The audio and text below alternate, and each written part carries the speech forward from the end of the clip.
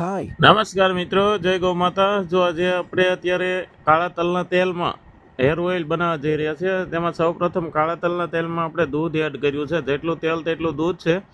સાથે અલગ અલગ 18 થી 20 પ્રકારની વનસ્પતિ આમાં એડ કરીએ છીએ, જે જુદી જુદી, અને સાથે આપણે આવી રીતના લીંબુના છિલકા પણ એડ કરીએ છીએ।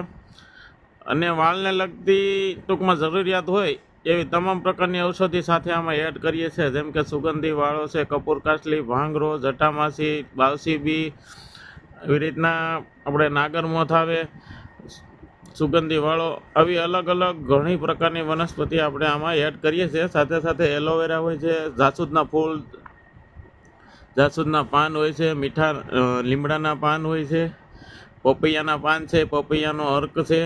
આવું બધું એડ કરીને સરસ મજાનું નેચરલ હેર ઓઇલ બનાવીએ છીએ, જે વાળને લગતી તમામ સમસ્યાનું સોલ્યુશન કરે છે, જેમ કે વાળ ખરતા, તૂટતા, ફાટતા, ઉંમર પહેલાં સફેદ થઈ ગયા હોય, અને સરસ મજાના મુલાયમ, સિલ્કી અને ઘટાદાર બનાવે છે।